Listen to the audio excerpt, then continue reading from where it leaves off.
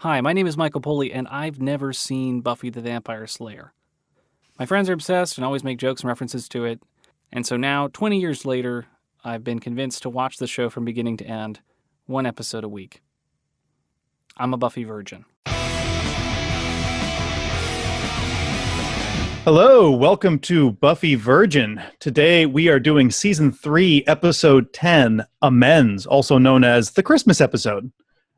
Today on the podcast, we have Michael Poley. Hello.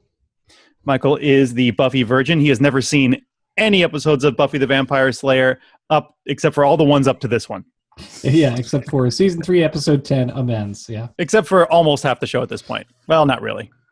A third of the show. Okay. Something like that. A third. Oh, I feel like I'm moving along so swiftly. We also have Dennis, the amazing horror comics cartoonist. Hey, happy fucking Christmas, everybody. Dennis is the author of Land of Many Monsters and Many More Monster Tales.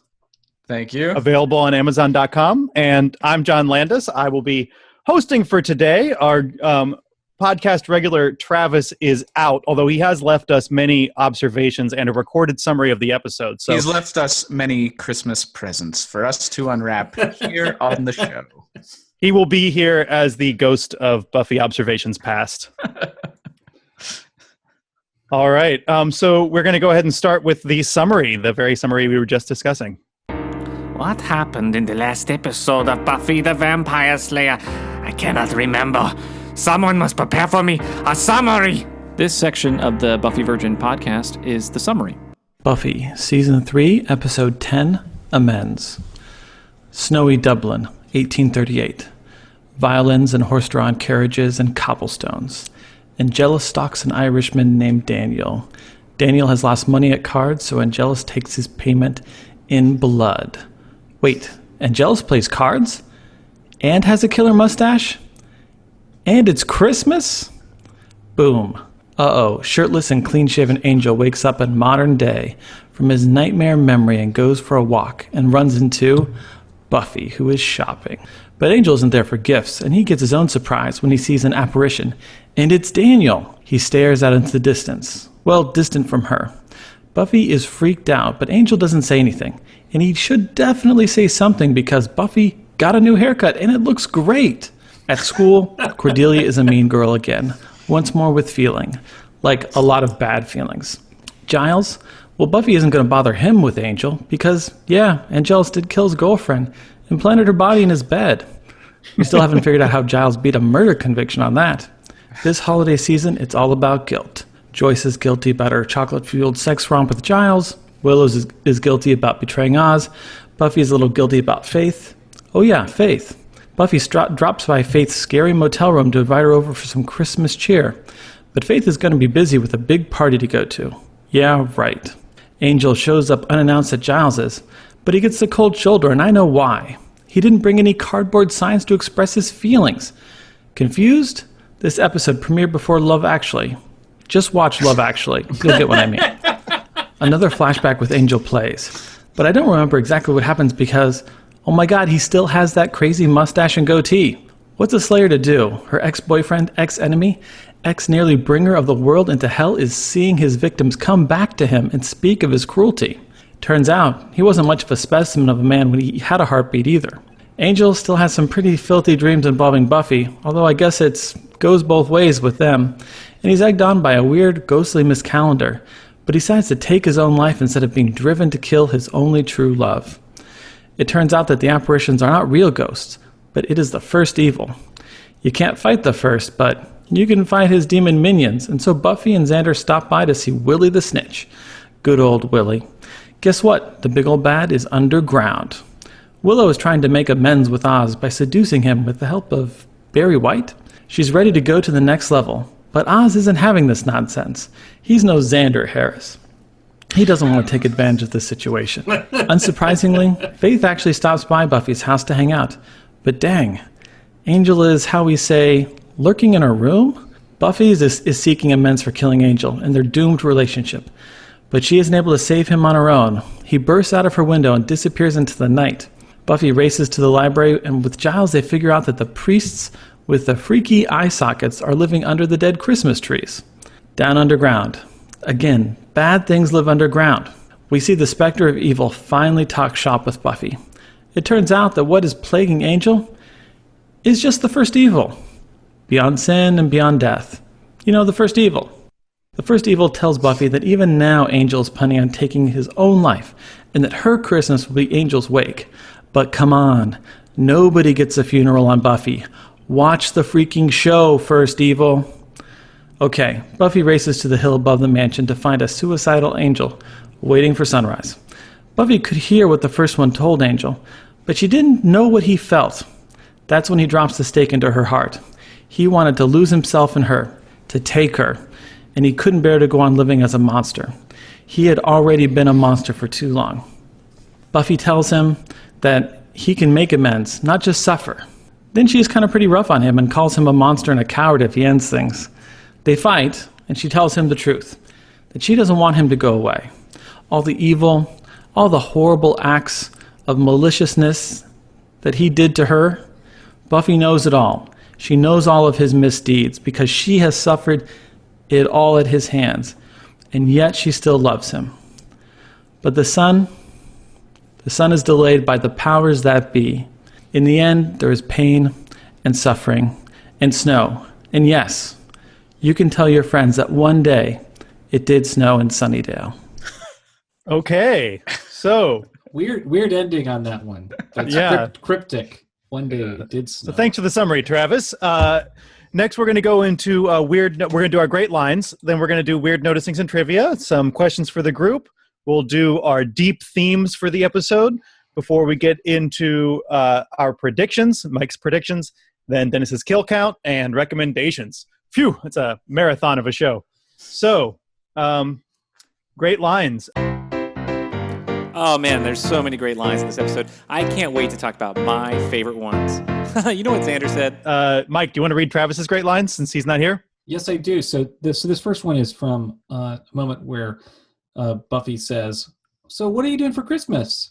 And Willow says, "Being Jewish. Remember, people, not everybody worships Santa." Great line. That's a good line. Yes. Also, excellent. like worth pointing out that then Buffy doesn't retract. She's like, "I just meant winter break," and that's very Christian normative to like just throw in that like Christmas is winter break.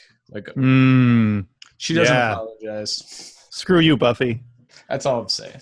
My favorite line from the episode was Oz's, "It's like I lost an arm, or worse, a torso," because it's simultaneously dramatic and funny. It works on both levels. I liked the Joyce line. "So, Angel's on top again?"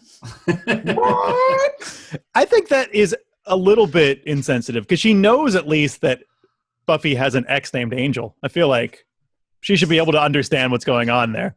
Yeah, that's true. I also liked, well, I heard a few things from the underground. The underground? Yeah, the things that live underground. Excellent Willie impression, Dennis. Yeah, that was a really good character impression.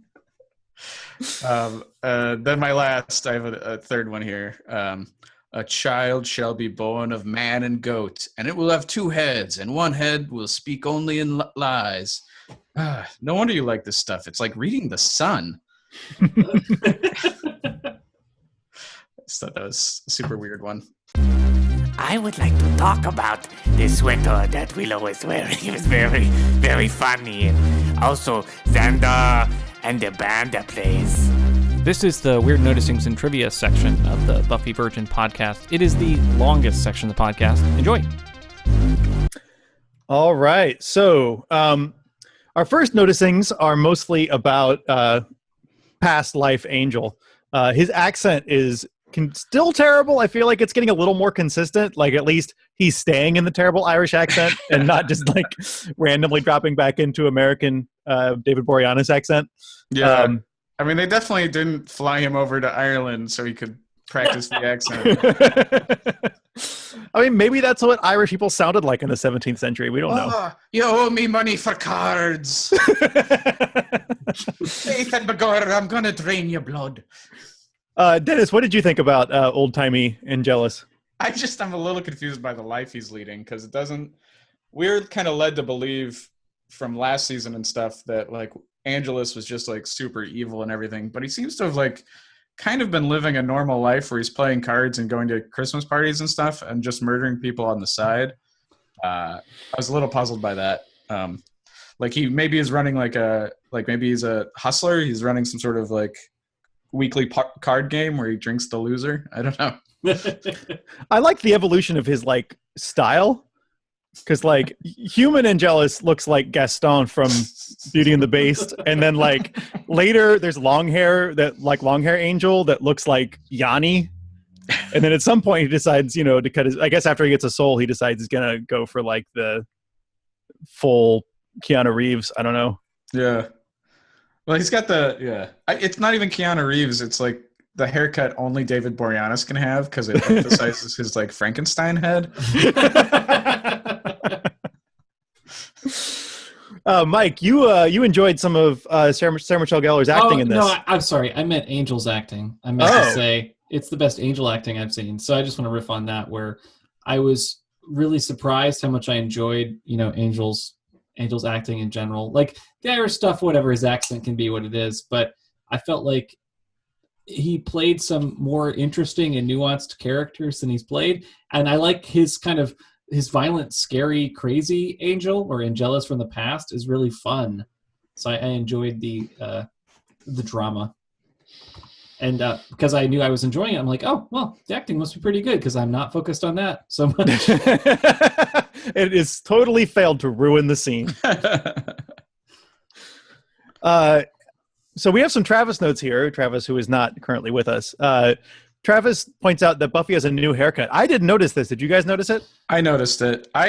He loved it in the summary. It's too 90s for me. Those bangs are too short. I liked her haircut. No, I definitely noticed it. There's a scene where I think she's like doing research with Willow or whatever, and like the hair is just spot on. It's like it looks like she just got it styled. It's maybe a little bit too well done for like because you notice it. It stands out that she's got a new style. But I like it. Looks good. But it does look like she's going on a date or to dance. Not like she's going to be hanging out in the library. Yeah. Oh, yeah. Her library outfit is like on fleek. To use a term from like 3 years ago or whatever. That's cool. You're allowed to use it now. All of the that's right. All the power. So. Travis also says, that he's Buffy's buying buying gifts at the magic shop. Is that true? Even he could have read the bags. I don't know. Okay. I mean, the magic shop is resilient, is what I think, and this whole town is resilient. But Travis's note here says, "WTF? Too soon." Is there like a period of mourning where you shouldn't shop at a business where the shopkeeper has been murdered? Because I feel like after the shopkeeper has been murdered, that's a good time to patronize that business. They need the help. That's true. I think, but for fear, I mean, you'd avoid it. But I don't think Buffy cares about that. I mean, she had a showdown in that shop.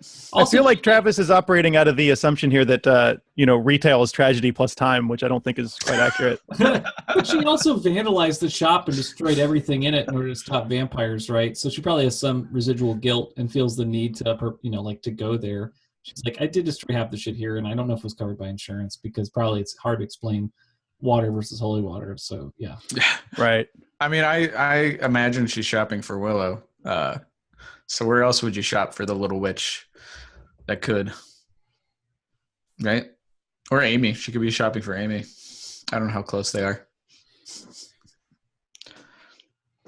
Mike, I'm going to hold off on your comment about Giles and Angel because we're going to get to that a little later. Perfect. Yeah. Dennis, Christmas trees and vampires? I just said in some mythos, vampires are afraid of all holy symbols, like a cross.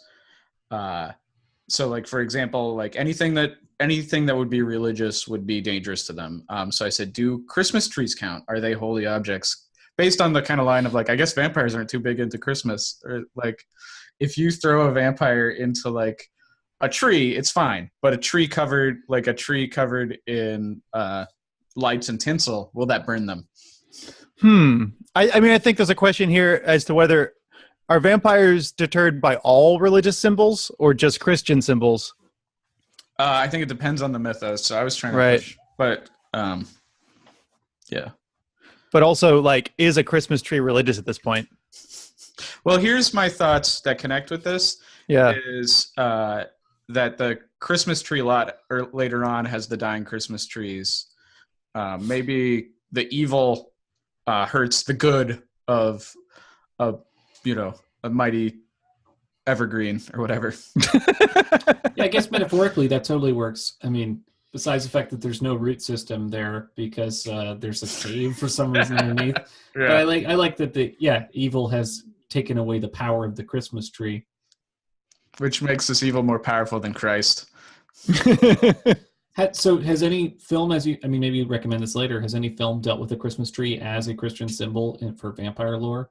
No, not that I know of. There is a specific tree that is considered holy that kills vampires that off the top of my head, I can't remember. I should look it up. But in the Satanic Rites of Dracula, Christopher Lee is killed by falling into a hawthorn bush. And it's used in The Groovy Grown Vampires by Richard Sala. Oh. So sometimes trees can be things that kill vampires, but I haven't ever seen it be like just a Christmas tree. Maybe if it was like only made by somebody who was actually religious and not like a sellout. Like Right. if Linus made the Christmas tree, then they can kill it. But like Right. if someone did, then I ain't nothing. That's a thing in is that in Fright Night where crosses are only deter vampires if the person holding the cross is actually religious? I think that's in Fright Night. Yeah. Yeah, I thought that was a cool twist. Like That it only is a works cool if you twist. believe in it. Or like in Troll Hunters, they can only smell Christians. I forgot about that movie. So Travis notes that Buffy is using a lot of contractions in this episode. Did either of you happen to notice that Buffy is using a lot of contractions in this episode? No, I don't know what he's talking about. Is Buffy is not an android. Assume android is that? Or if she is an android, she has emotions and She has an emotion chip, right? That's how you know that it's not Buffy, that it's lore. I mean, people normally use contractions like that's like how we speak. I mean, thing is, Travis watches so much Buffy so much. Like, if he tells me that Buffy is using more contractions in this episode than normal, I believe him. I don't think he's making it up. Yeah. Well, this is a Joss Whedon episode, so maybe Buffy is supposed to use more contractions. This is him trying to correct the ship about she's just not using enough contractions. Well, moving on here. Does the dead Irish guy, does Daniel look like someone you know? You know what? Now that you pointed out, he does. I felt like a strong John Landis resemblance with Daniel. Oh. And it made me smile and laugh. Oh, he's quite handsome. He's got good sideburns. Thank you, fellas. Yeah, you're a handsome man, John. Yeah. I'll have you know that I've had guests on the show who have later commented on how handsome you are. Oh, I'm handsome recently? Woo! I'll take it. All right. So back to the Christmas trees. I say, Yeah. I wonder if this plot of land that kills Christmas trees will come back into the story somehow. Maybe it's just some weird coincidence. They won't bring it back. I also say I love Joyce's not wanting to invite Giles to Christmas. That scene is really funny. Like she's the nice mom about Faith and brings up like Faith lives in a dingy motel. You should be friends with Faith more. But really not with Giles. Not Mr. Giles. Mr. Giles does not want to have Christmas with a bunch of girls. No. Now, this is, of course, because of the guilt she feels about sleeping with him during the Band Candy episode. Yes, I clearly. feel like, didn't you make a prediction about like they won't acknowledge that it happened? They'll respect each other's. Yes. He did so predict. Mm-hmm. Feels like that's the direction it's headed, that they're trying to respect each other and be discreet. Yeah. All right, let's talk about Giles and Angel. When tortured Angel comes to Giles's door. This scene is kind of amazing. First of all, Giles is cooking dinner. Let's start there. That looked like a great dinner. That's It did. to me. That's like That's a similar dinner to what I will make myself, but I'm never as successful as that, where it's like the kind of like, I just want to make one meal in one pan and have it all cook at the same time and stuff, and make it neat. And it looked good. I was like, And then that scene goes on a while. I hope he turned off the stove. Yeah, nothing like your ex-torturer coming by to ruin dinner. Yeah. I like how Mike, hard a time that Giles gives Angel too. Like, I think that I like that he doesn't want to help him, repeatedly here. Like, even when Buffy later is like, "Hey, we're in each other's dreams. Would you mind?" Like, I like that Giles is he's sticking to his gut about it, but not wanting to be helpful to Angel. Yeah, that's just good. Like, I wasn't sure how they were going to play that. Like, Giles has forgiven Buffy more or less. Yeah, he shouldn't forgive Angel. Yeah, there should be consequences, right? Yes. Which is why I think they should not be discussing this in the house. What should happen? Because I love how he gets at the crossbow to like, I still don't trust you. So then why invite him in? Why not just take the crossbow and Angel out on the porch and discuss I think it's things because outside? he lives in an apartment complex, and it's a little weird if you're pointing an arrow. Then do it at Starbucks. Don't invite That's true. You can always magical torturer who can't come into your house unless you say so into your house. Like... Yeah, people are giving up the advantage they have of Angel like all over this season. Buffy invites him in, and he uses it against her in this episode. Angel invites him in. Like, this is your one move, your one protective move against this dude. I can forgive Buffy because Buffy has compromised feelings, but Giles' feelings about Angel are pretty one-dimensional. He doesn't trust him. But then come on in. Question about that. Did Angel already have permission to get into Giles' house, though? That's clearly not. Clearly not. But he arranged Jenny on the bed. Oh, they must have done one of those reversal spells. Yeah, so at some point he must have been allowed in. Yeah. But when? I can't recall. Yeah, I don't recall either. But yeah. Where's Travis? I know. Let's text him during his work dinner. With Buffy questions. Let's talk about Ghost Jenny. I say creepy Ghost Jenny is the best Jenny. I like the actress playing Jenny Calendar, but I don't think she played normal high school scenes well. But what she does play well is like being a creep or being like overly, like her overperformance is what I enjoy. So her getting to be a creep ghost is like peak Jenny for me. I was pleasantly surprised to see her in this episode, even though she's supposed to be this evil incarnation or whatever. But like, I thought that she'd be gone for good, so it was cool to kind of see her come back. And I definitely agree. I like her creepy acting's great. Like, this is maybe not as strong as when Drusilla's pretending to be her, which is insane and awesome. But like, it's on the level. But it's funny that like Jenny is such a powerful character to pretend to be. Yeah, that's true. They both do it. The first evil and Drew. I just like her invisibly creeping on Giles and being like lusting after his like shoulder. I don't see anything, Angel. What are you talking about? I gotta run.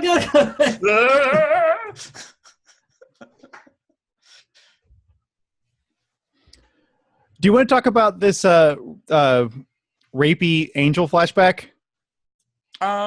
Yeah, I don't know. We could save it for themes or something. Yeah, that's pretty heavy.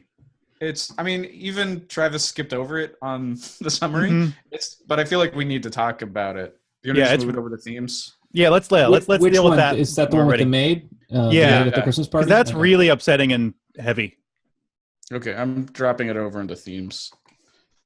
Okay. And then we should definitely also, maybe this can go in themes too, but we should talk about how Oz is such a good guy, it strains credibility.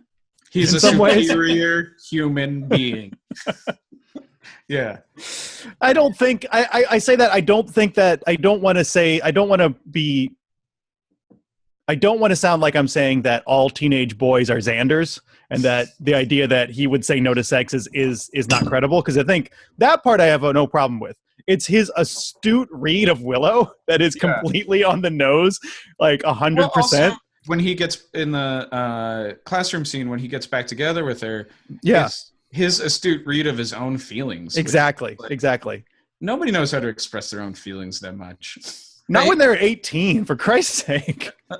I mean, but it's great. I'm not going to trash Oz for being a superior human because I feel like we need more examples like dudes like this to teach us mere mortals how to human.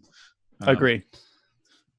Yeah, but it's super unrealistic, and so it's totally like Oz is such an anathema, especially compared to Angel. Well, I guess we can get to that, right? Like Angel, who's completely incapable of putting his feelings into words. Yeah, well, it's interesting because I guess this is something we keep it like because both Oz and Angel choose abstinence, right? Right, but for really different reasons and in different ways. Yeah. All right, this is going to be some big themes we're talking about. Yeah, we'll get there. I noticed this too, Dennis, about how like two of the people the ghosts that we see are people in modern clothes, and two are old timey. Yeah.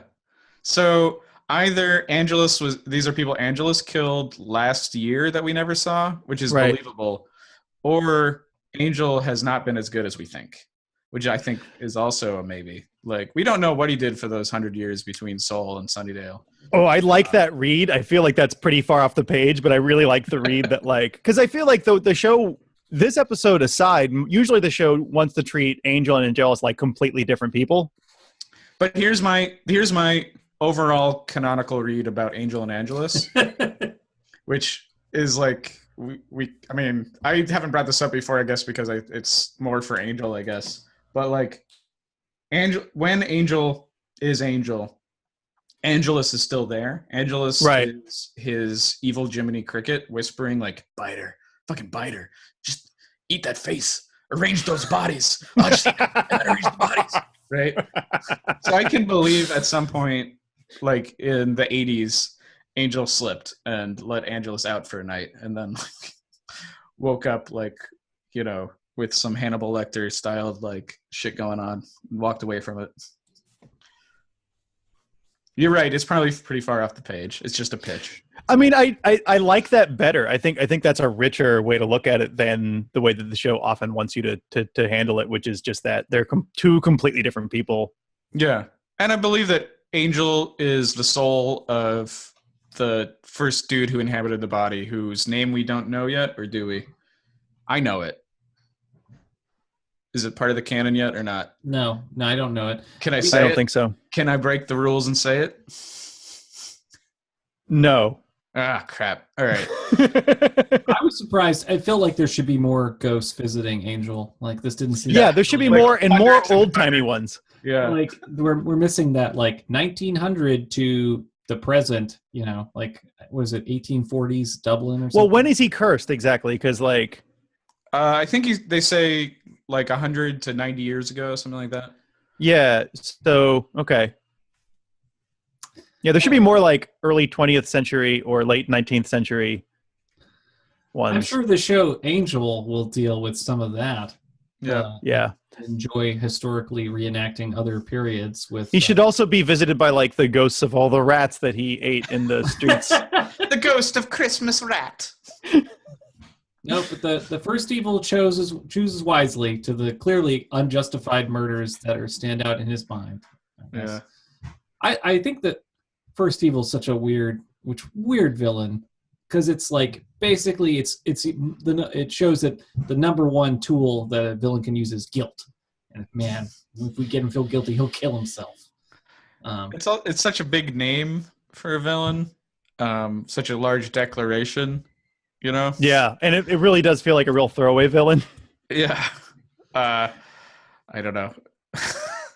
It does feel throwaway because it's such a conceptual villain, and then we don't really meet the villain. It's just there's some random cultists, and then Jenny Calendar kind of talks down to Buffy about how this weird thing works. But it's very strange. It feels like a religious organization that maintains this thing that why it's picking out Angel, I guess, to destroy Buffy. Because that's its goal. It's to get people to whisper at killing Buffy. But it's just so strange in this show because I believe that Angel is genuinely haunted by these things, and then like when the show was like, oh no, these are physically manifested in order to get him to like kill himself or kill Buffy, it was like, it felt very strange and disjointed to what the direction I thought the show was going. And then it's like, oh yeah, well we just pushed around those cultists and now the bad thing is gone. Like, what? He still feels guilty. What? He doesn't feel guilt now? Oh, you just got to kill the guilt demon. Duh. You're good. Like, I would love that take, like, for a story about, like, PTSD in the military or something like that. Someone's visited by ghosts of, like, people they murdered, you know, mostly civilians, I'm sure. And then, like, oh, they just killed the guilt demon that lives in the basement. They're good. He's making all those bad dreams happen. I feel like that is a pretty good representation of how, like, the rules of the Buffyverse, though. Like, if you kill the symbol of the thing, then the thing is gone. And I mean, we could argue they wipe out the first evil or whatever, but he still feels that enough that he's still going to commit suicide if it wasn't for the intervention of Snow. Right. It's such a random thing, right? Because they're waiting for the sunrise, but I guess Snow prevents the sun from appearing. That doesn't make any goddamn sense. I do want to talk about that because, like, I feel like if that were true, then vampires would be way more concerned with the weather. Yeah. If cloud cover meant that you could go out in the day. Well, it might. Yeah, but snow, it's like this dumb perception of snow. Like, it can't be snowing when the sun is out. Like, yes, it can. Yeah. It seems like a very, the way the snow looks and the way it piles and stuff is very like a guy who's lived in LA his whole life and has never seen snow. Yeah. I actually hate the snow so much. This is the same ending as the movie Parenthood with Steve Martin. I don't remember that Is he ending. going to kill himself in the end of Parenthood?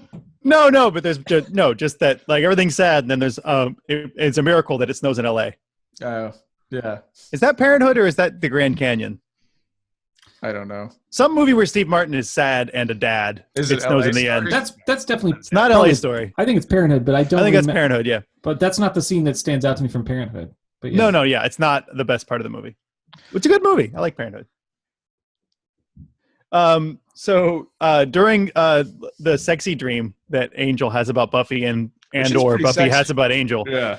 it's pretty blandly sexy. It's like Playboy shoot sexy. It's all silk sheets and it's really bland. But but as you point out, Dennis, Angel has the dream on a table. Dude, earlier this episode, we saw him sleeping in a bed. We know his mansion. That fucking weirdo fell asleep on a goddamn table. And for a guy who's shirtless everywhere, he sleeps fully clothed. Yeah. Everything this guy does is weird.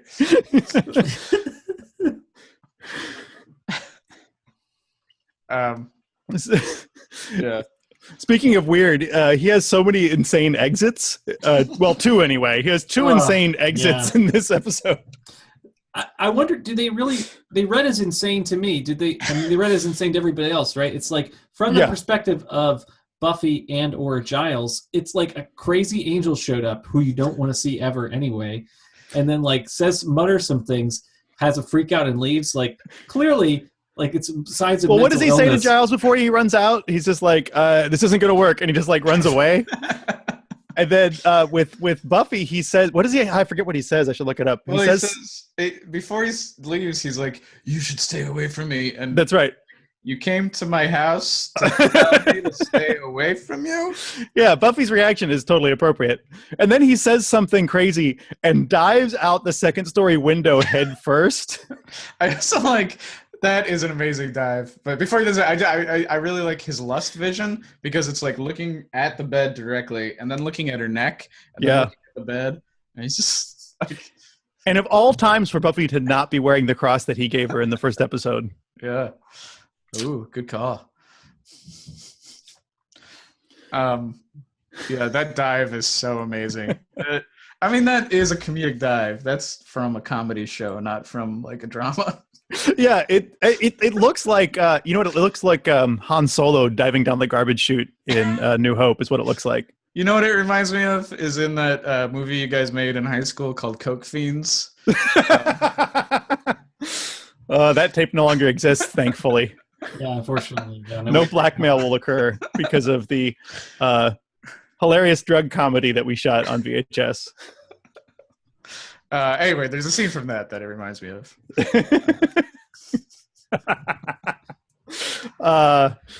Let's see. Let's talk about Buffy and Faith. Okay. Yeah, they're finally back together this episode. We haven't seen them in a while. Yeah, there's not a lot of faith in this. Yeah, just a little faith. For a Christmas episode to have so little faith. No, it seemed like an obvious opportunity to like have a heartwarming moment by a Christmas tree or with a dinner or something. We never get to that. It's just like the weird moment where Buffy shows up at Faith's. Faith's like trying to fix her TV and like pretending that she has some party to go to. And we get the heartwarming moment at the end. A little bit, yeah, but it's distracted by spastic Angel. Yeah. But I think it works. I think that thing of like her giving gifts and then like they're crappy is charming, you know? I know it's weird to bring up another Buffy podcast on our podcast, but the Buffering podcast did a slash fiction music video about Buffy and Faith in this episode set to they made up their own version of It's Cold Outside. And it's pretty good. It's on I saw it on YouTube.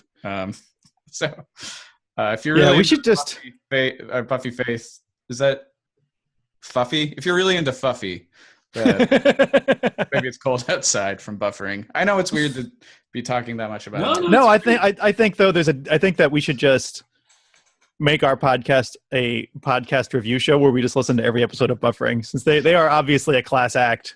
I've listened to a couple other ones. I should have researched this. There's some good Buffy podcasts. There are some really good ones.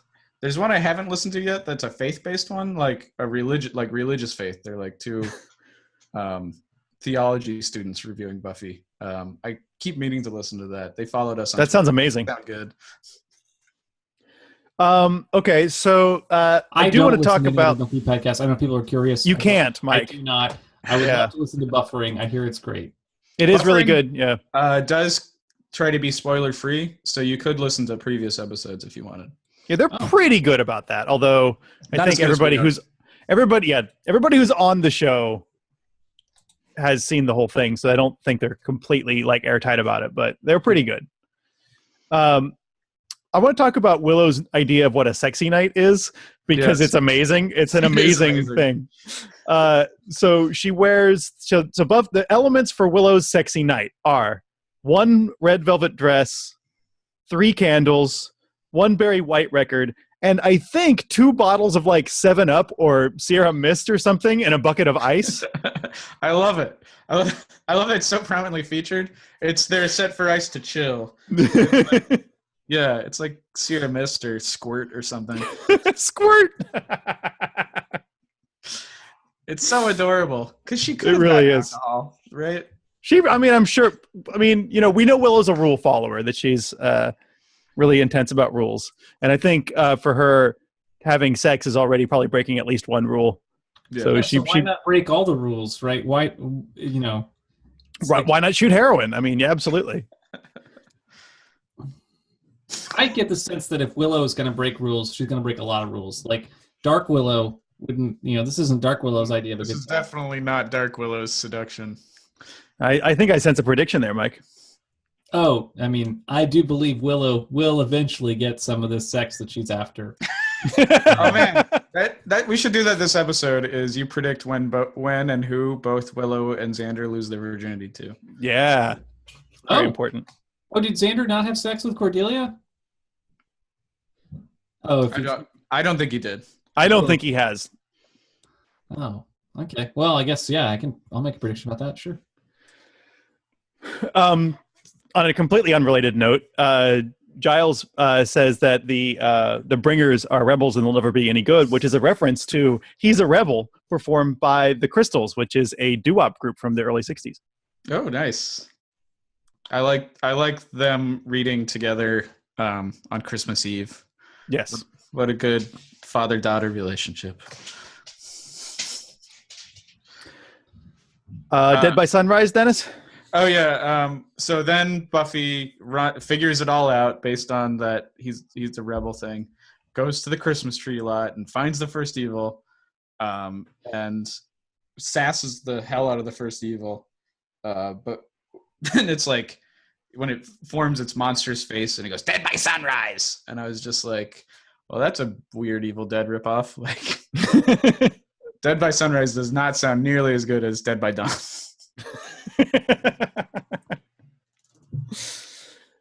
Mike, do you want to read the Travis noticing about wearing shirts at nighttime?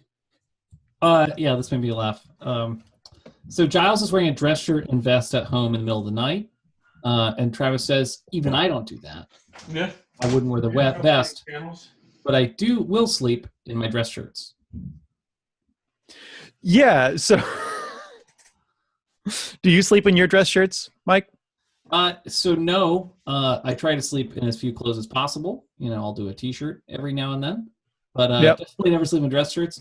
I'm always surprised to see Travis wearing a full suit, more or less, whenever we go out. Interesting. You want to talk about the Buffy Angel scene? That we already talked about the snow aspect of it. I think there's something to be said about the things they say to each other in the end there. Yeah, I don't know. Yeah, there's stuff. It's dramatic speeches. My problem with this is Buffy's line where she says, I know everything you did because you did it to me, as though breaking up with somebody is the same as torturing you to death. I feel like that's really not fair of Buffy to say. She has seen him murder people now through dreams. But but to say you did it to me is completely inaccurate. And I feel like belittles a lot of people's pain. That's true. Yeah.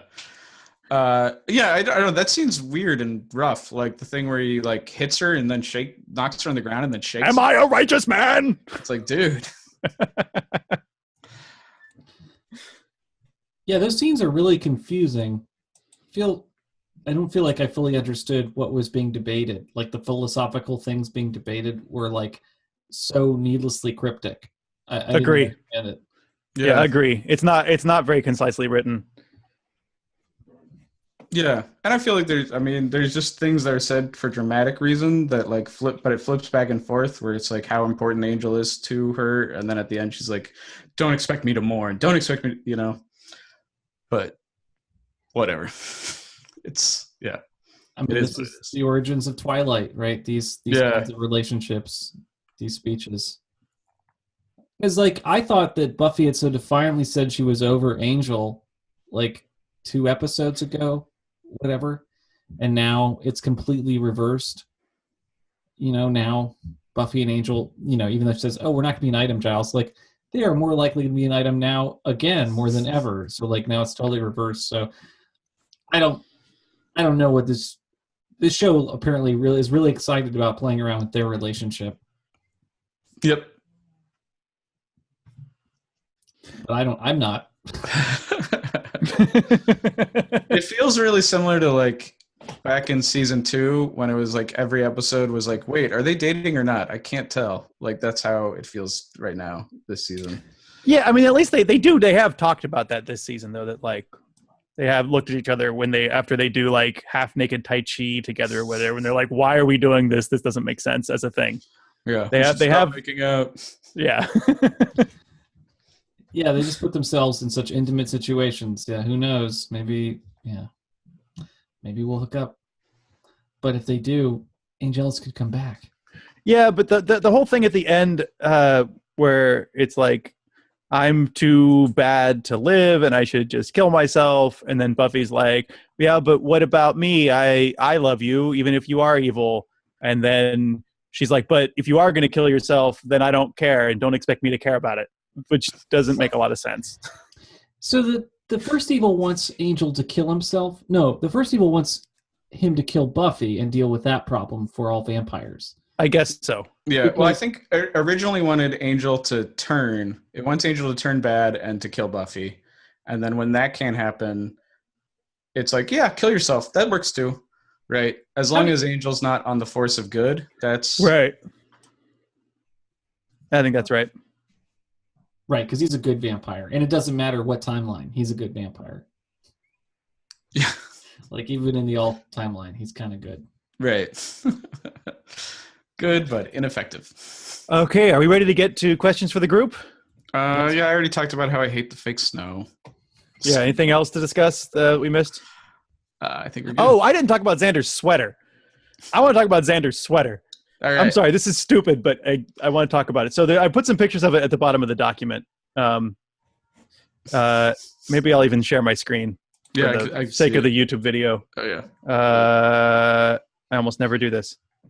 Okay, so Xander has this sweater, and I have here the front of the sweater. And if you look at the front of the sweater, it looks like a normal verging on really bland sweater. Yeah. And if you look at the back of it, though, it has the print on it from like a burlap bag of rice flour, full size, as though the sweater is a bag of rice flour, but it's on the back. Yep. That is not a sensible sweater for any human being to own. It makes no goddamn sense. Like, I get like, oh, I'm going to use this artwork out of context on a shirt. I kind of get that. But why would you put it on the back? And why is it enormous? And why on a sweater? And why on a sweater? Like, it doesn't make any sense. This is like almost, it's like too cool to be a real sweater. Like this, this seems like it'd be like a $400 sweater. Yeah, it's like a Haute sweater. Yeah, absolutely. Anyway, that's my beef about that sweater. Glad I had a chance to share that. I'd like more in-depth, just outrage about the clothes. Just like, what's going on here? All right. Well, we'll have to put that on the Twitter so people can see it. Perfect. I bet we can find it on. There's a Twitter site that's like Bad Buffy Outfits. So yeah, just tag them. There are a lot of things to discuss. What does the group think? I want to know. All right. So let's do some. We're going to dive into questions for the group now. First question is from Travis. Basically, Travis would like to know, Mike, what your reaction is to the idea of the first evil. You kind of touched on that earlier. Is there anything you want to add? I mean, I think it's a cool villain idea to have like a kind of psychological villain that manifests as the people that you should feel guilty about killing. Like, this is like a neat villain idea that I feel like probably has been on every show ever, though it probably wasn't called. And First Evil was probably just like a tool, like a visual tool used to like tell the story. It's interesting because as a Christmas episode, I felt like, oh, this is clearly evoking the Christmas Carol. You know, these are the right. But they're not analogous to like, oh, past, future, etc. Right? Like, it's just, nope, these are just some people you murdered. yeah. Like, Yeah, it's interesting to like because it is very A Christmas Carol, but without that structure. But it's also It's a Wonderful Life, but it's the reverse because it's like the Clarence trying to get you to commit suicide. Right? Reverse of It's a Wonderful Life. Yeah, from the dark It's a Wonderful Life universe. Yeah, it's weird. It feels like it could have been like more strongly inserted as far as like the fact that these things are kind of a part of another universe, like, or that they're to me it wasn't clear that there was an evil being that brought these things about. And so when I learned later, you know, it's like Buffy was like, oh, I'm in Angel's dreams, we're dreaming at this, you know, I'm getting sucked into these dreams or whatever. Like, I didn't have the same sense of urgency that she did. And like, really? This seems like just you're learning about Angel. It's weird, you know, and maybe you can learn that he's a huge creep. And like we all knew. It's just strange that that's the villain is like, oh, that this, and then it was manifested as this like cult that's beneath the Christmas trees that she like, it's just very strange. It didn't feel like the execution was very like clear. And this is, you know, true of a lot of Buffy monsters, so it doesn't bother me that much, you know, where the execution could be strange. But because it doesn't really manifest as a monster, it just still stays as those characters. It seems like a device that this show is going to, like, my impression is like, oh, this is a device this show is going to use again. it's a fun way, especially with Angel, to talk about his demons, his inner demons, by making, these guilt demons appear. And everybody on the show has guilt for something or another at this point, and Jenny Calendar's like a common touch point. So I could see, Jenny Calendar can continue to appear on the show as the first evil. But it didn't feel like it was set up well enough that they are going to continue doing this. So I don't know. It's just a weird villain. How would I tweak it? Oh, I'd make it clearer that like what this thing was, and maybe just have like a cutaway to this cult maybe beforehand, doing some rituals and stuff, and like there was there in is the Christmas tree lot scene. There's like some quick flashes of the guys with their eyes cut out and stuff, but it doesn't make it any more clear. I think if it was something like the episode I, Robot You, Jane, where it's like you see Moloch or whatever, in the past before he gets sealed away. I don't know, something where it's like, where I'm a little bit scared of the first evil. Like no one's really bothered by this monster, too much. Like Buffy just goes and destroys it immediately when she, oh, that's where it is. Okay, let me take care of this. Yeah. Yeah. And then like it's immediate taunts. She's just like, I get it. You're evil. Let me guess. Is it evil? I was missing that scene where Giles is like, oh man, this is a real monster, guys. The first evil goes back to the Garden of Eden. This is the thing that tempted, Eve, or this is the thing, not Eve, it would probably be like, whatever, the brothers that, kill each other, like, oh, this is Cain and Abel. Cain and Abel, kind of monster. And it, like, this haunted Cain for eternity. Missing some backstory. Yeah, I agree. The first evil is incredibly vague. Travis also wants to know who among us is still trying to make amends in general, which I feel is all of us, all the time. Yeah. Yeah, okay. All right, Travis, thank you for taking it real personal and serious. More of an in-universe question. Mike wants to know, do you think Angel came back into the Buffyverse? Why do you think Angel came back to the Buffyverse from hell? I feel like that's Travis overtly to explained. Yeah. Is it overtly explained? Please tell me. I'm confused. It's stated that the first brought Angel back because it wants Angel to be evil in the real world. Oh, but Buffy doesn't seem to believe that. The first brought Angel back? Yeah, doesn't evil Jenny as the first say that more or less in those terms? But isn't the first a liar? Oh, yeah, I guess so. Yeah, maybe it's more ambiguous. I feel like Travis accidentally or not dropped a name in the summary that is actually not a name we are supposed to know at this point. I think, yes, he did, and I think it was not an accident. I think that's pushing it. Okay. Yeah, I think he's pushing it. I think he knows exactly what he's doing. All right. He's trying to get Mike to watch Angel is what he's trying to do. All up.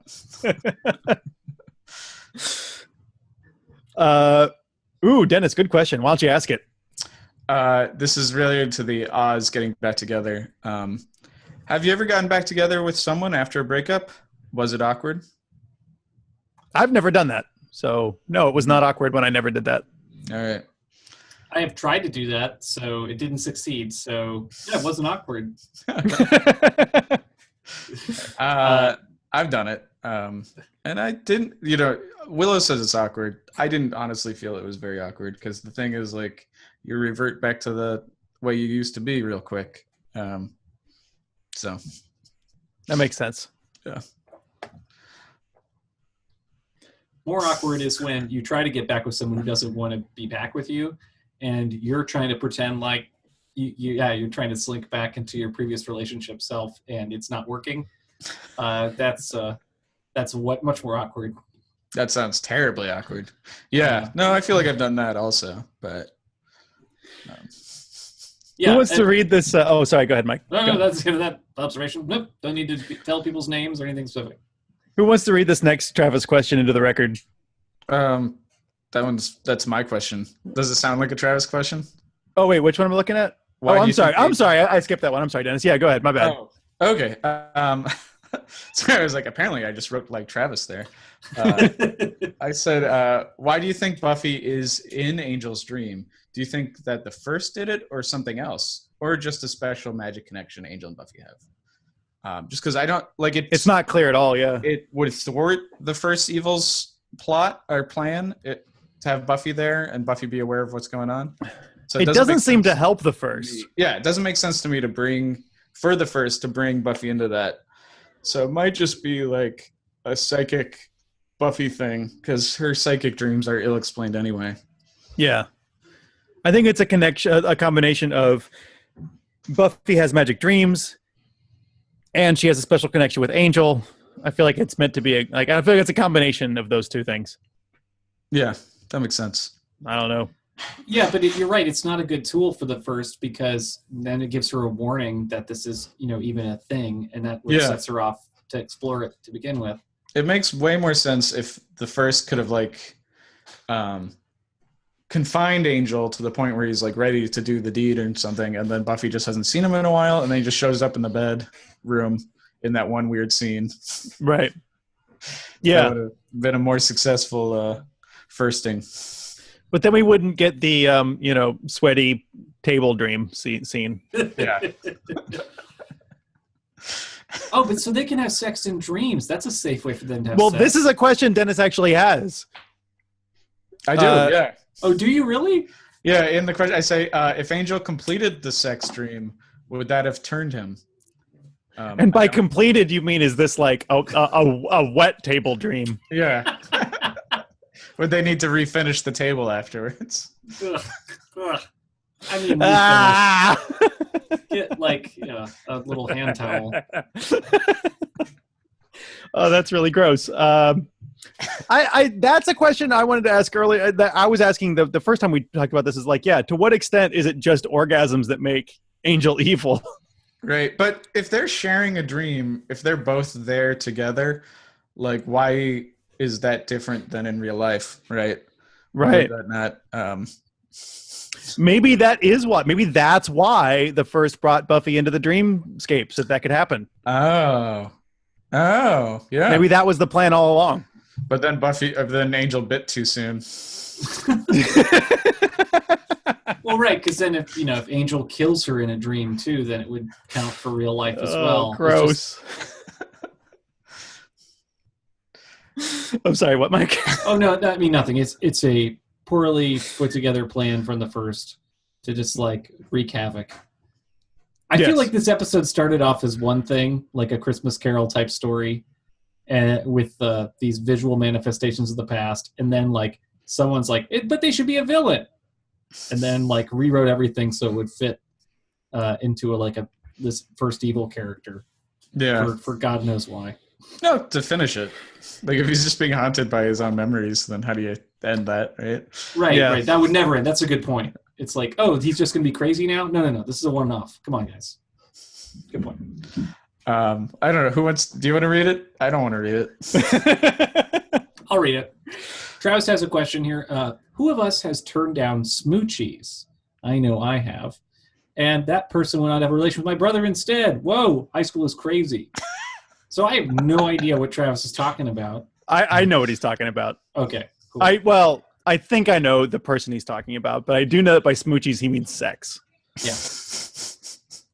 Yeah. And that's an interesting, he wants to survey the group who has ever turned down sex, which is... I think everyone's turned down sex at different times because it was a bad idea for one reason or another. Absolutely. Mm-hmm.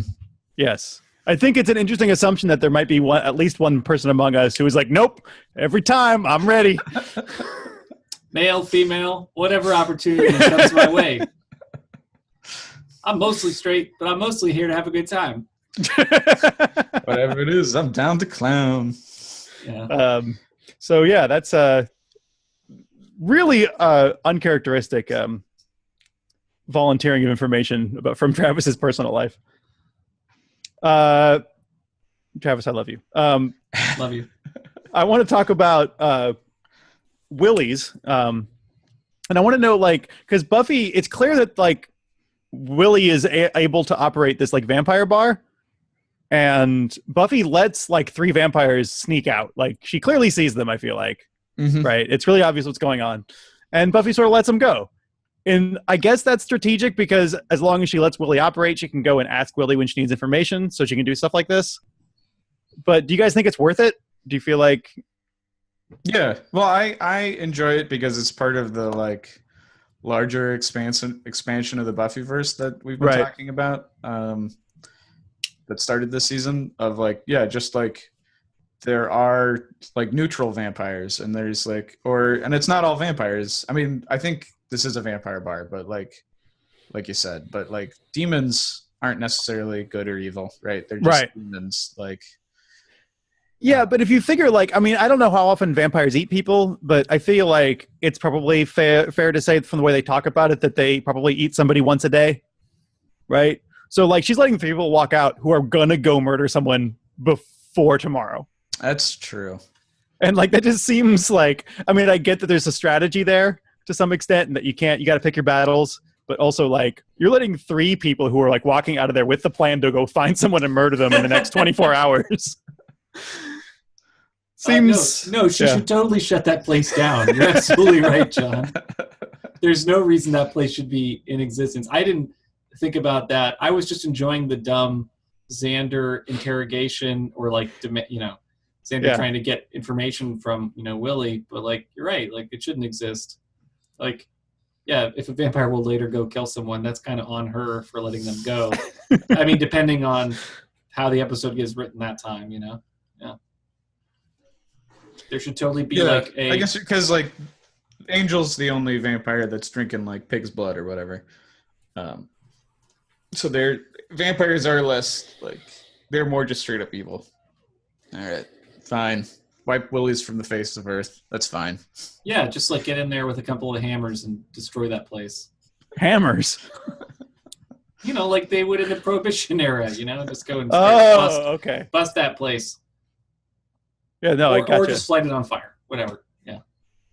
Yeah. Fire seems like an underused way to kill vampires.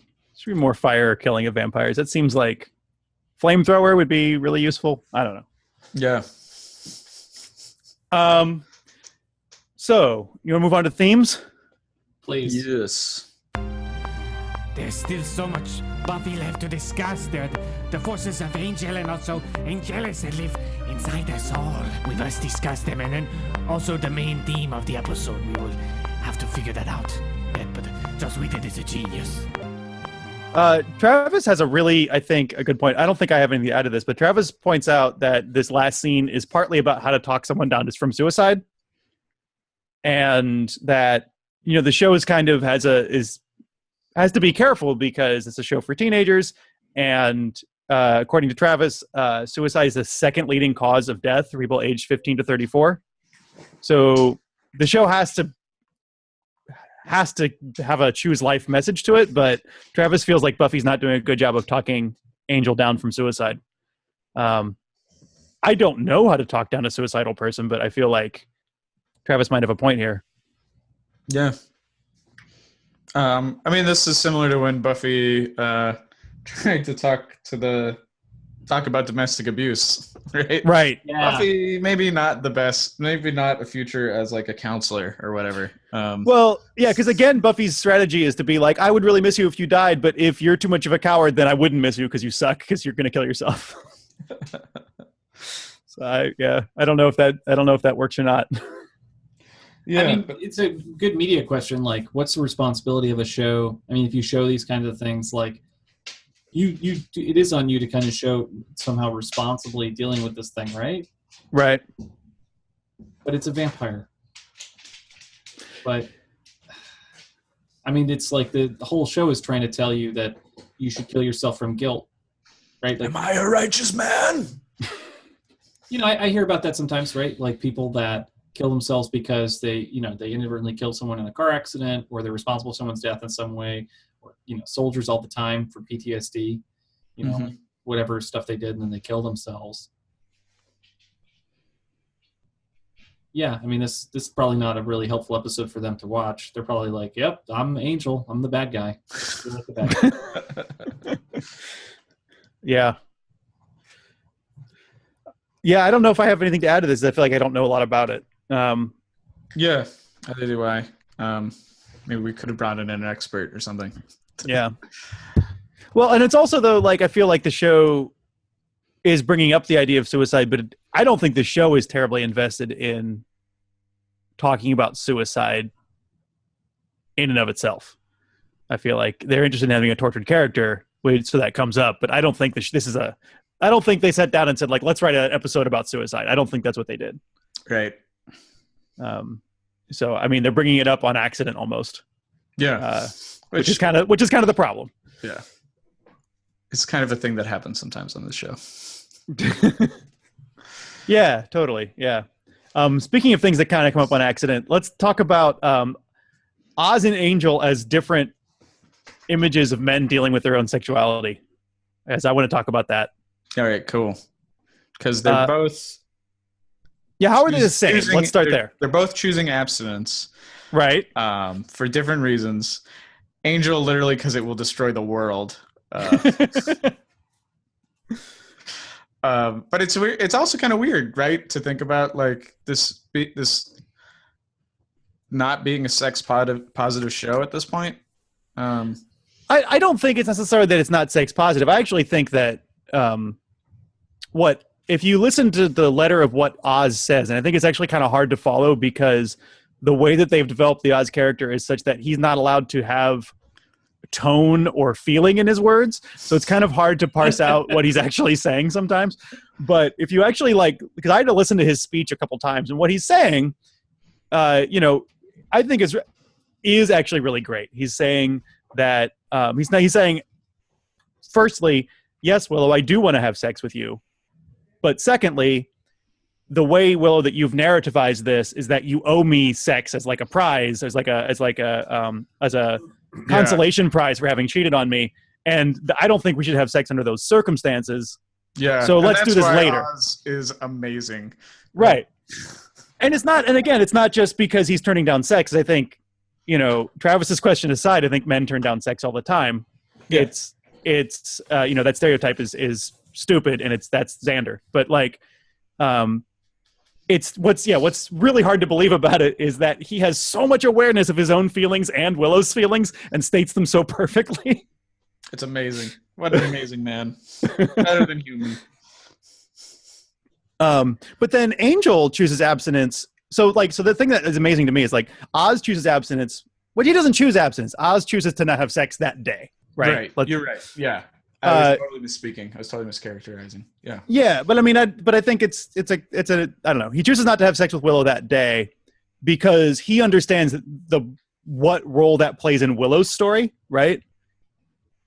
Angel chooses not to have blood sex with Buffy, but only because of his own story. Like, to him, whatever choice he makes, he's only viewing that in terms of his story. He's only viewing that in terms of his redemption story, right?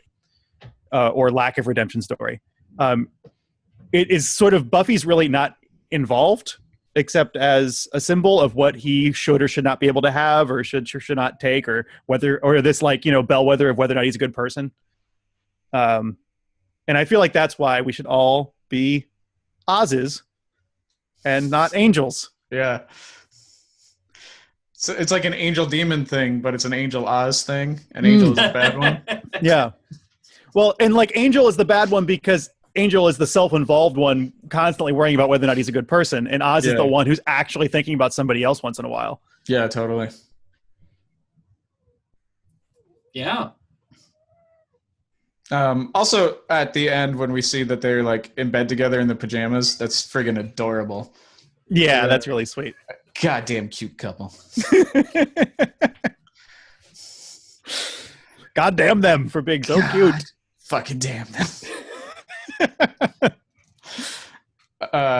It's funny that the show's so happy about them being a couple, and they're the most likely to succeed, and yet the show's spends so much more time on the insanity of Angel and Buffy. Yeah. like a crazy person. Crazy people always get more attention than That would be regular interesting. people. I haven't read any of the Twilights, obviously, but that would be interesting if like that was a thing in them also, of like a normal healthy relationship was going on as a subplot that like That's hilarious. I'm sure there is. Nope. I bet there isn't. I bet it is just the crazy. I also am not really familiar with Twilight. I mean, that's part of Buffy, the show, the show's sort of self-awareness, and the show. What makes the show, I think, appealing is that as a viewer, you get to choose which narrative to identify with. And I do think there are fans who are really about the Buffy Angel like romance, and all of that implies. But the show offers you some choices as far as whether or not you choose to care about that. Yeah, which is kind of nice. And I think it's true about all the stories. Like right now, I am choosing to not care about the Faith arc at all. That may change as we get further along, but she's not given enough time right now. Yeah, she doesn't. Yeah, that's true. At least Joyce is pointing out that she's still in that shitty motel, man. Somebody's got to stay aware of that. Yeah, thanks, Joyce. Also, how is she paying for anything? How does she have money for Christmas lights and bad presents even? Like, does she get like a stipend from the Watchers Council? She definitely doesn't, because I think what happens is some vamps have money, and when you poof them, change falls out. And then she like goes and buys a Coke from the vending machine. Yeah. She's got to stake like 10 vamps a day to get her rent. Okay. Do we want to talk about the upsetting Angel flashback? Flashback. The flashback. Excuse me. Yeah, you did promise to talk about it. So we did. Yeah, we did. I say the second Angel flashback is very intense. Him using the power inherent in being a white rich man to kill the maid, as much as being a vampire, and then Buffy watches it. Yeah. So I mean, just like because the maid thinks that up to a point that he's trapped her for sex, right? For sexual favor, whatever, for rape. Yeah. And is trapped by it. Like he uses like the mistress will never believe you, and we're in this public party, and I have all the power and stuff. He's using the patriarchy and misogyny and stuff. But then he lets her know after she's consented. Like if it's not consent, but after she's given up, I guess. Yeah. He lets her know, nope, this isn't even that. This isn't even like this one terrible thing you think it is. I'm actually just going to kill you. So it's just a rough scene. I don't know what else I really have to say about it. No, that's a strong read on it. I feel like I did not react as strongly to that, but when you bring it up, like that's clearly I was enjoying Angel's acting in that scene. But it's clearly a rape scene until he just eats her, which I think is not the only place, but a really obvious place to point out that Angel's feelings of guilt are really tied up with sex, and that for evil Angel, like sex and violence are kind of the same thing. Yeah, which is probably true for all vampires. But I feel like there's a broader read on men there, that men have violent sexual impulses that they need to keep secret and keep at bay.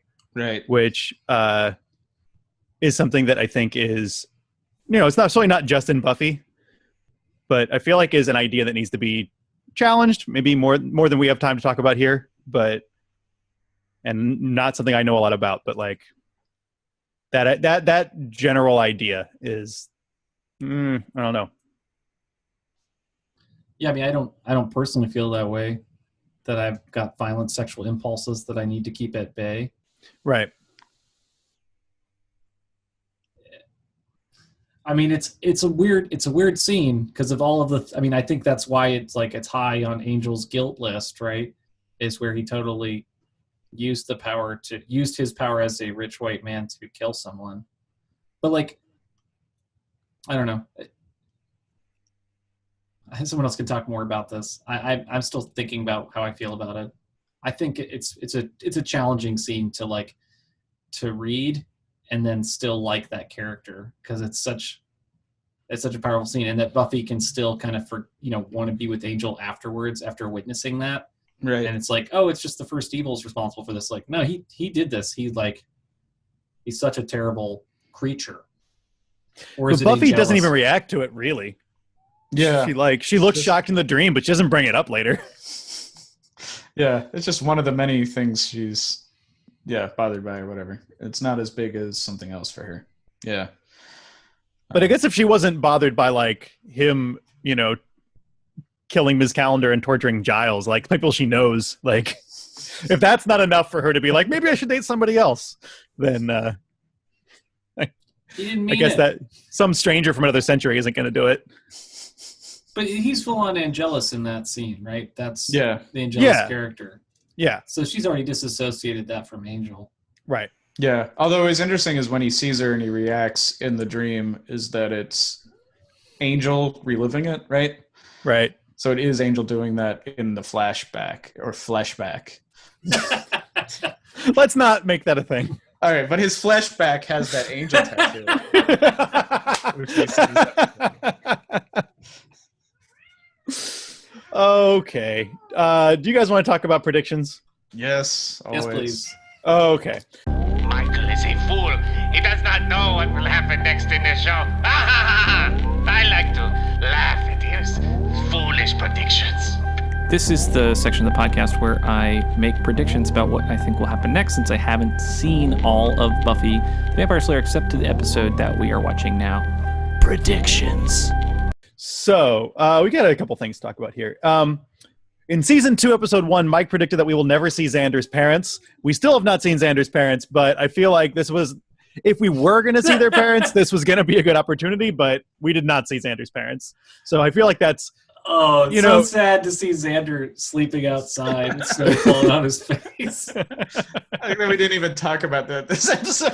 because we don't care about Xander. Well, parents are such drunk assholes, right? It's safer to sleep outside on Christmas. Jeez.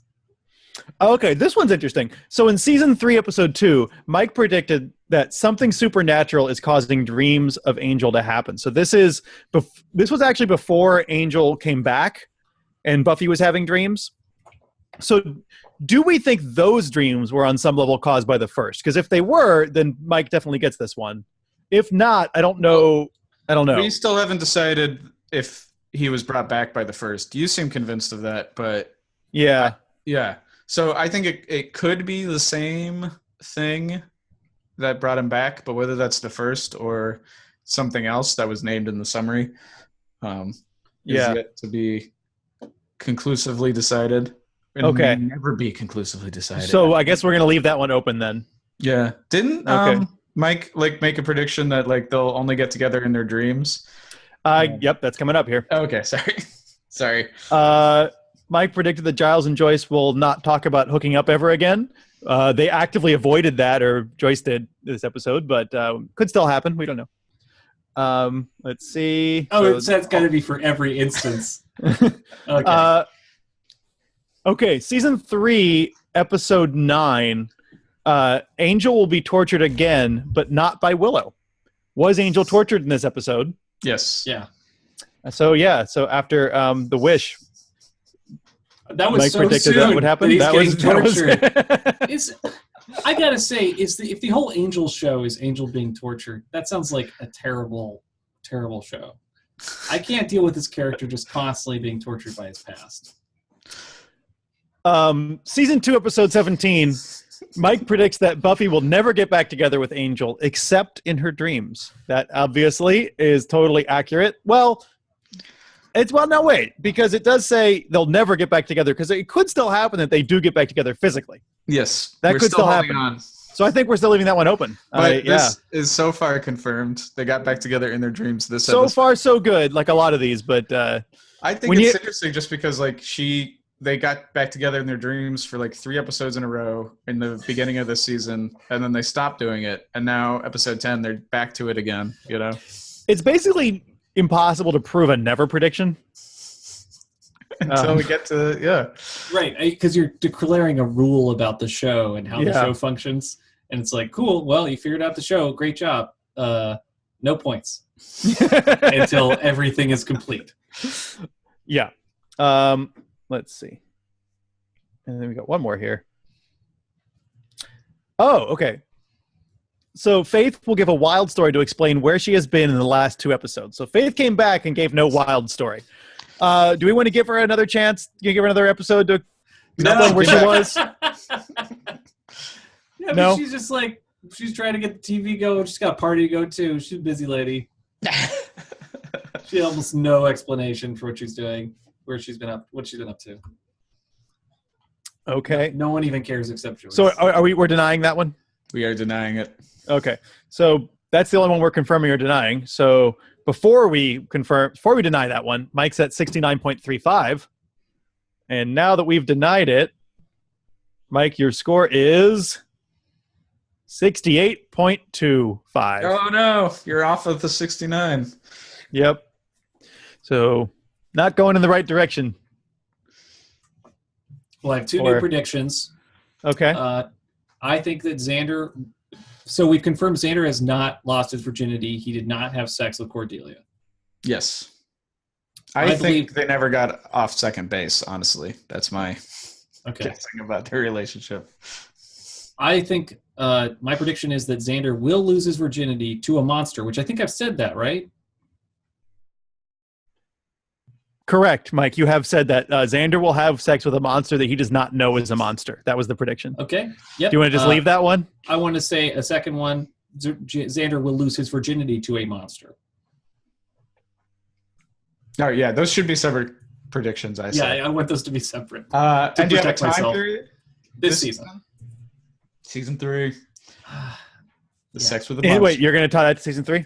I mean, it's probably foolish. It's probably season 4 or 5 or something. College. I feel like this show is putting up. This show's depiction of high school sex is rather surprising. I feel like it's not as lusty as the characters behave. They are very into abstinence, as this episode has proven. I would say Xander's more likely to have sex by season 4. Oz and Willow, on the other hand, will have sex this season. No, wait a second. So what's the prediction? Xander will lose his virginity to a monster in season 4, or what? What are we saying here?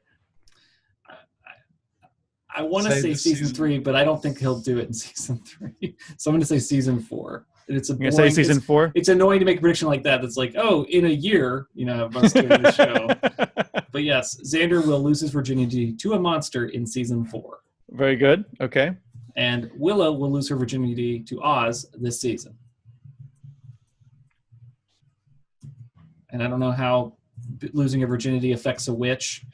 I don't think it will be an Angelus-like transformation. I think she'll just like. I think she'll just like sex. I don't think it's going to be like something terrible will happen to her. Versus Xander is going to feel like a connection to a monster, and he's like, "Yeah, she's kind of cute, even in she's a monster. It's all right." She stole my penis. I got to get it back.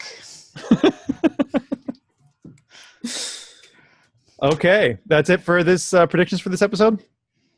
Yeah, that's it. Unless, okay. I mean, I don't know how to make a prediction about the first evil because, I don't know what they're going to do with that. I think it's a fun way to have flashbacks take place, and that the show clearly enjoys it. I think it seems like this is a villain for the Angel series, but I don't want to make a prediction about it because I don't know if we're going to watch that. So no predictions whatsoever about the first evil? I mean, just that it's going to happen again. All right. But I don't know when. And also, I think it will happen on Angel more than it's going to happen to Buffy. But yes, here's the prediction. The first evil will return. Okay. The show's not done with doing that yet, but I don't know, when or which show. All right. So since you've only made 3 predictions today, Mike, I'm going to make you roll the dice. This is why my percentages are so crazy.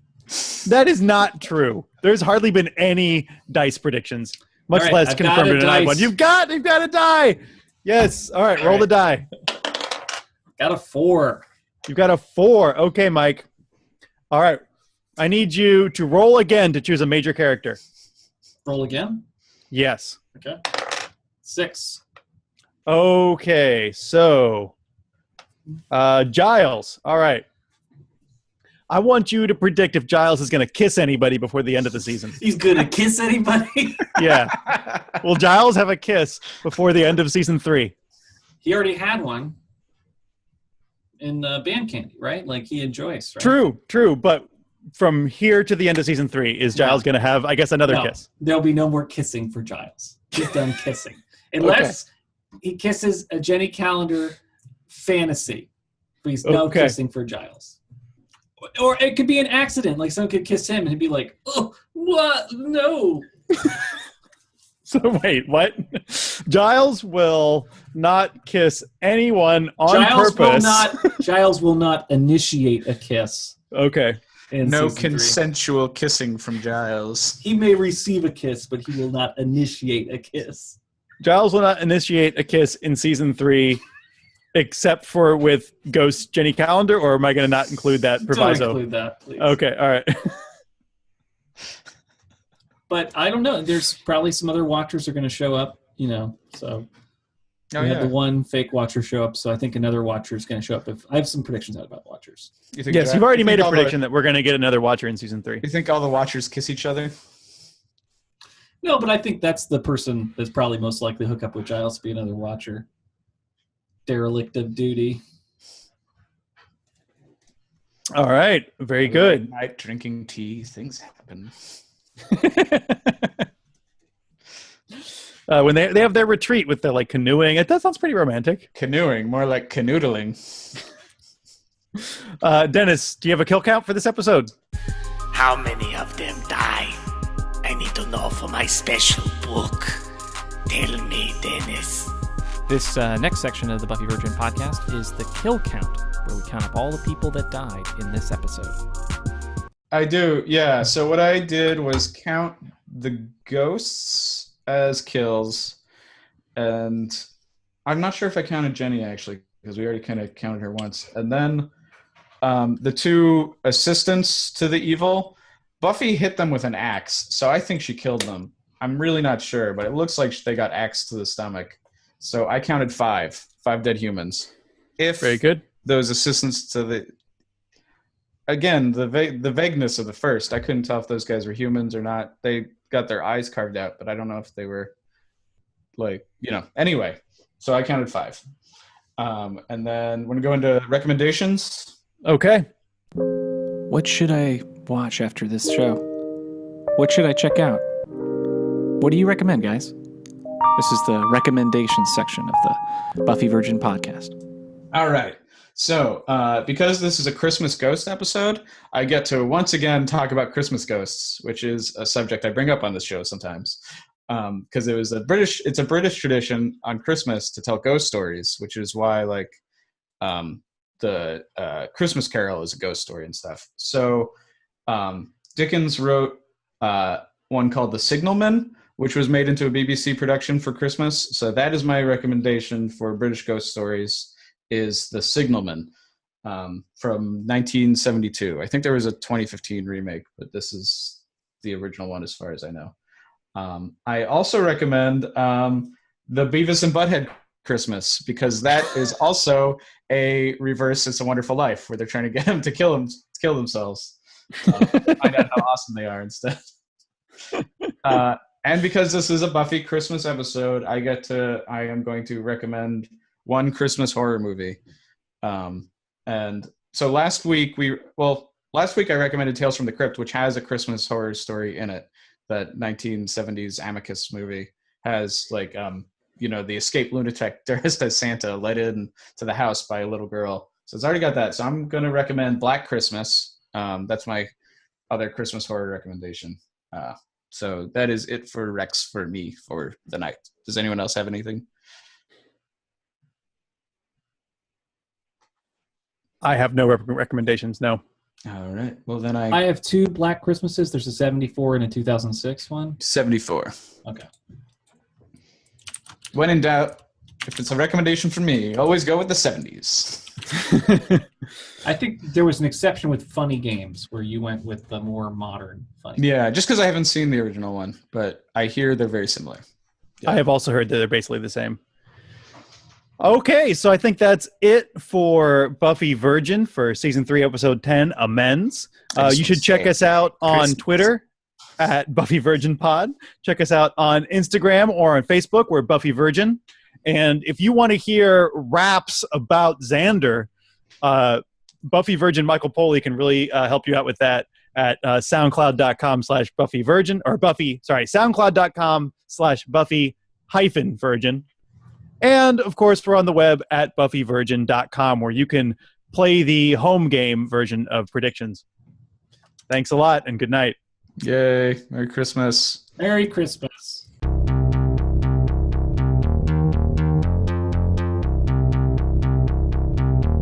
Thank you for listening to Buffy Virgin.